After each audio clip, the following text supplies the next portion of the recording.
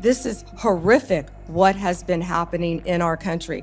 Law enforcement has arrested approximately 458 sponsors. Now, what these sponsors are, they lie to ORR, many of them, to have an unaccompanied alien child. Some of them later exploit and abuse these children.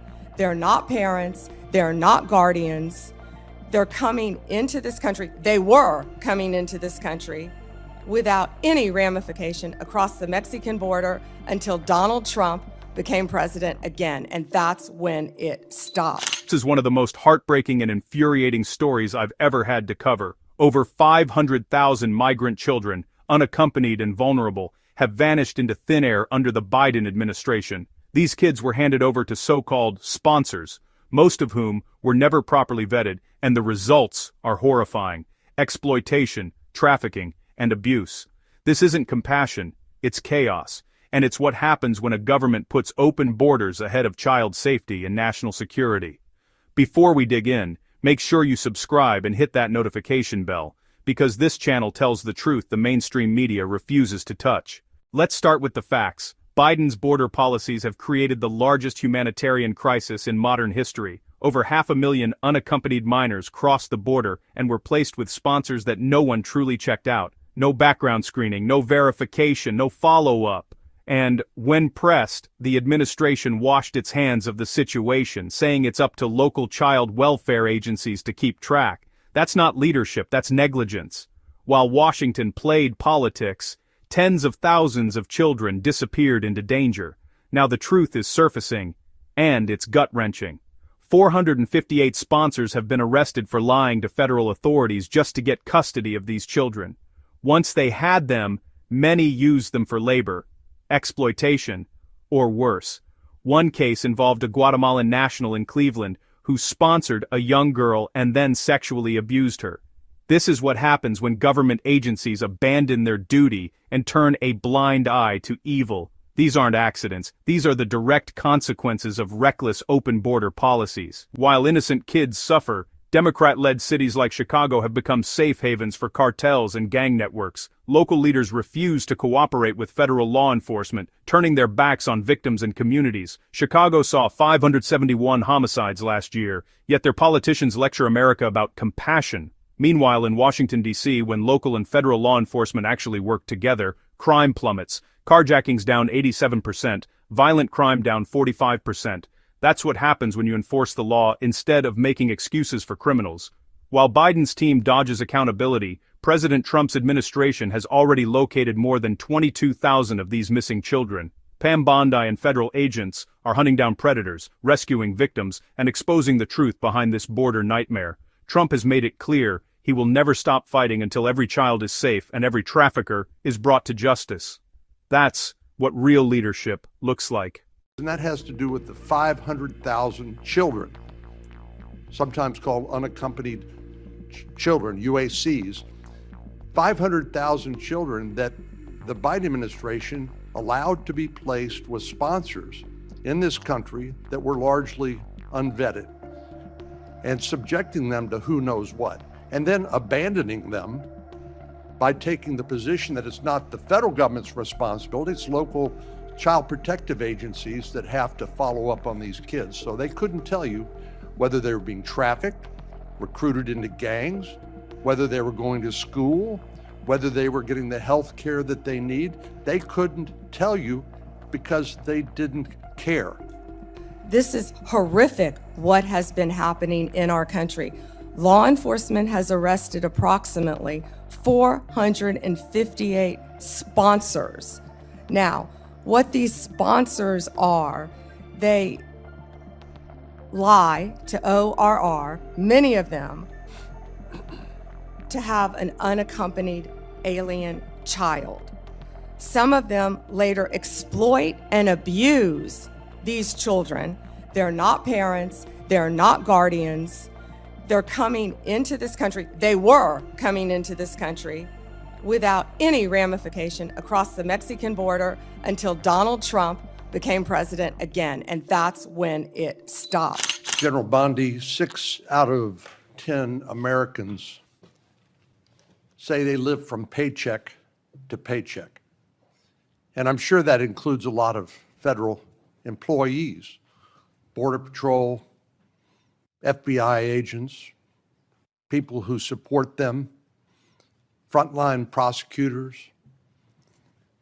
Do you find it somewhat inconsistent that our Democratic colleagues claim to support law enforcement and the rule of law, but yet they vote to deny those same individuals the pay which they've earned? Yes, Senators, our law enforcement agencies, DEA, ATF, FBI, U.S. Marshals, and all the other federal agencies, Homeland Security, Treasury, all the agencies, all of my federal prosecutors, all of our employees are working tirelessly, national security, around the clock to keep this country safe and to keep this world safe. Yet, the Democrats voted to shut the government down, and they are out there working without a paycheck, with families at home, risking their lives every single day. Thank you for pointing that out, and thank you for caring, Senator Cornyn. So let's get back to some basics. The Constitution of the United States is the supreme law of the land, is it not? Yes, sir. Applies to all Americans, the entire country. Federal law, likewise, applies to the entire nation, does it not? Yes, Senator. And so when federal law enforcement agents go to cities like Chicago to enforce federal law, they are acting within their authority, are they not? Yes, Senator Cornyn. So on what legal basis would a governor or a mayor say, we're going to deny or prevent a federal law enforcement agent from enforcing federal law? What would be the legal basis for them to do that? You know, Senator, there's not one. And as I stated, there were 571 homicides in Chicago last year. And that's why right now, Director Patel and Deputy Attorney General Todd Blanche are on their way to Chicago. I've been to Memphis. They're in Chicago right now to protect the people of Illinois. And what Senator Graham, the point he was trying to make earlier, was that when you don't cooperate with law enforcement, if I was a TDA member, if I was a Sinaloa cartel narco-terrorist, you know where I'd go? Chicago, because they're not enforcing the law. And they're running their operations, as I stated earlier, two of the biggest terrorists, narco-terrorists, we arrested right in Chicago because it was a safe haven for them. And they're operating these networks around our entire country. So we are going to keep our entire country safe. We're going to protect all Americans. If these senators aren't going to vote to open our government, to let these people, our people, work with paychecks, they're going to do it anyway, whether or not the locals are cooperating with them. We're going to be there protecting all Americans in this country, Senator Cornyn. I find it, the comparison between the nation's, Washington, D.C., here in the nation's capital, where the mayor has welcomed the federal law enforcement agents, which as I travel around the city, are providing a level of deterrence against crime that I have not seen before. And Washington, D.C. happens to be one of the most dangerous metropolitan areas in the country. So seeing what the response has been by local officials here in Washington, D.C., seeing how the public here who visits here as tourists from Texas and elsewhere, how they're welcoming this federal law enforcement presence, it strikes me as a stark contrast between what we've seen in places like Chicago. And I just don't understand how elected officials who are sworn to uphold the law and the Constitution of the United States could take the position that, no, we don't want a safer community in our major cities that have a high level of crime like Chicago. Doesn't it strike you as bizarre? Senator Cornyn, I don't understand it either, because we've been working hand in hand right here in DC with Mayor Bowser. She has been an incredible partner at making DC safe again. We've been working with her, we've been working with the police chief, we've been working with their staff, and the numbers speak for themselves. 3,156 arrests, 294 illegal guns seized. I think the number's probably higher today. Carjackings down 87%, violent crime down 45%. Right here in the nation's capital. I've been out there countless times before they go out on the streets, and I'm watching the DC Metro Police. I'm watching them with the Transit Authority Police, who of course keep our metros safe. I'm watching them with our DEA, FBI, ATF, U.S. Marshals, Treasury agents, and HHS has even provided doctors out there to help the team. And what they are, they're a team, and they are working hand in hand. If you couldn't see their shirts on their insignia, you wouldn't know what agency they were with. I've truly never seen a partnership like that in my career, and it's working together, and that's what Illinois is refusing to do. And I wish these senators, I wish Senator Durbin would condemn the governor of Illinois and have him work with us like we're doing now in Memphis. We have the governor of Memphis. We have our two great U.S. senators in Memphis. We have the mayor of Memphis, the same, the chief, working hand in hand there. Last week, maybe the week before last, I lose track of the days, we had the head of the Metropolitan Police Union for the District of Columbia here, and I asked him about violent crime in our communities. And I asked him whether there was a straight line from the open border policies of the Biden administration, which helped facilitate the cartels from exporting their poison to the United States, only to then find it distributed by criminal gangs who then engage in violence in our communities like Chicago to protect their territory and the profits that go along with that illegal drug trafficking.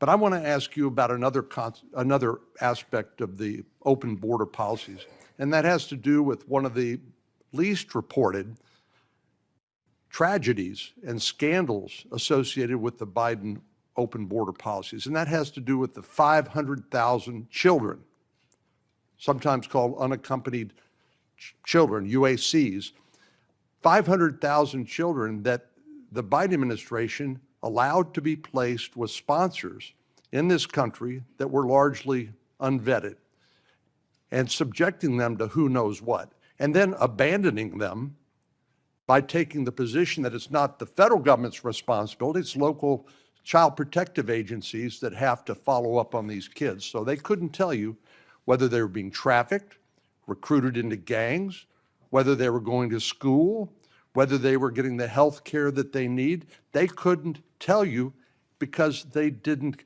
care.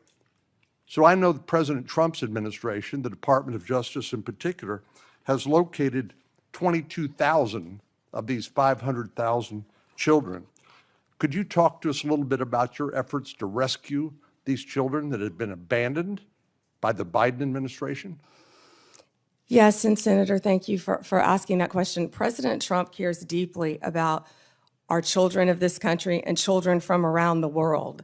This is horrific what has been happening in our country. Law enforcement has arrested approximately 458 sponsors. Now, what these sponsors are, they lie to ORR, many of them, to have an unaccompanied alien child. Some of them later exploit and abuse these children. They're not parents, they're not guardians. They're coming into this country, they were coming into this country without any ramification across the Mexican border until Donald Trump became president again, and that's when it stopped. We are doing everything in our power to find and arrest these people who are exploiting these children and find these children throughout our country. One of those cases, we charged a Guatemalan national unlawfully residing in Cleveland with lying to government because he became the sponsor of a young girl. And of course, we found he was later sexually abusing her. That's one of many cases, Senator Cornyn, that I can talk about. And Donald Trump will not rest until all of these sponsors are found and these children are found and protected. Thank you. If you believe America must protect its borders and its children, take a stand. Click that subscribe button and join this growing movement for truth and accountability. This isn't a story about politics, it's a story about morality. 500,000 missing children, 458 predators caught, and a federal government that refuses to admit its failure. Every child deserves protection, every criminal deserves justice, and every American deserves leaders who put law, order, and safety first. If you're fed up with weak leadership and dangerous border policies, like this video, share it everywhere, and subscribe for more uncensored coverage. Together we'll keep shining a light on the truth and holding Washington accountable. Stay strong, stay informed, and as always, God bless America.